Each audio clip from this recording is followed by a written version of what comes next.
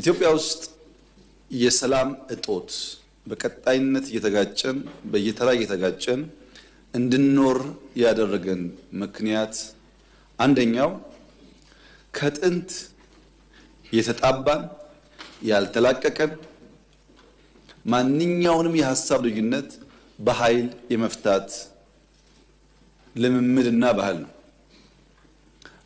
በኃይል ችግር መፍታት፣ ንግግር አለማስቀደም፣ ይሄ አንዱ ከጥንት የተጣባን በሽታ ነው። ሁለተኛው ያልተላቀቀን ላለፉት 100 ምናምን ዓመታት በሞደርን የኢትዮጵያ ታሪክ ውስጥ በየዘመናት ከኛ ጋር የተጓዘው ደግሞ የባንዳነት አመል ነው። በአድዋ ስንዋጋም በሌሎቹም ጊዜያቶች ያልተላቀቀን የባንዳነት አመል ነው። በእርግጥ ባንዳነት ያቆስላል እንጂ አይገልም።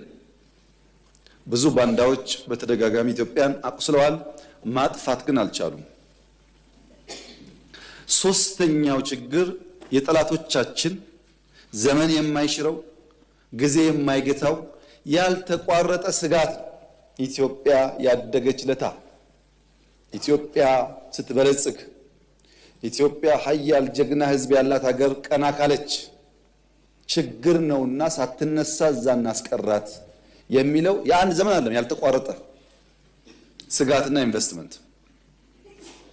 እነዚህ ሶስት ጉዳዮች ይመጋገባሉ። ጠላት አለ፣ ስጋት ስላለው ኢንቨስት ማድረግ ይፈልጋል። ቀጥታ የሚቀጠር ባንዳ አለ፣ አመል ነው አይለቅም።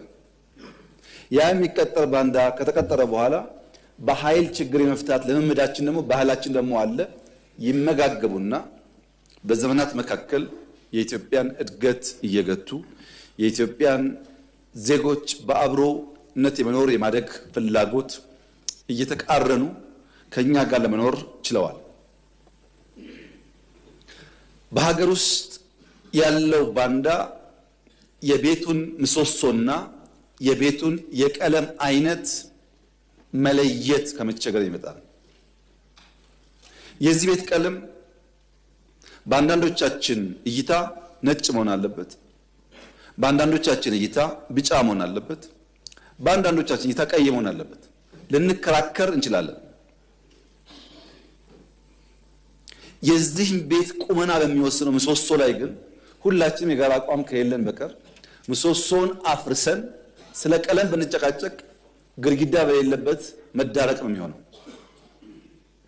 የኢትዮጵያን ኤግዚስተንስ የኢትዮጵያን ሕልውና በሚገዳደር ጉዳይ ላይ መቆም የፖለቲካ ስብዕና አያሰጥም። ምክንያቱም የፖለቲካ ስብዕና ምን አይነት ስርዓት ምን አይነት ቀለም በሚለው መጨቃጨቅ እንጂ እንደ ሀገር ኤግዚስት ማድረጋችንን ጥያቄ ውስጥ የሚያስገባ መሆን የለበትም።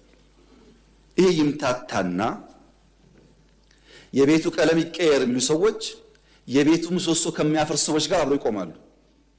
ለምሳሌ የትኛውን ቦታ የሚታጠቅ ሰው ብልጽግና ይውደቅ፣ እኔን እንኳን ብዙ አልጨቀኑብኝም፣ አፈጉባኤው ይውደቁ ይሉ ይችላሉ። ነገር ግን ኢትዮጵያ ትውደቅ ከተባለ መጥተው ምን ላይ ይቀመጣሉ ነው። ፓርቲዎች እንዲቀያየሩ ግለሰቦች እንዲቀያየሩ መጠየቅና የኢትዮጵያን ኤግዚስተንስ ጥያቄ ውስጥ ማስገባት የራስ እግር ላይ እንደመተኮስ ማለት ነው። ጠላቶቻችን ጉዳያቸው ማን ተቀመጠ አይደለም። በሚኒሊክ ጊዜም ነበሩ፣ በጃንሆይ ጊዜም ነበሩ፣ በየዘመናት ነበሩ፣ አሁንም አሉ፣ በሚቀጥሉም ይኖራሉ።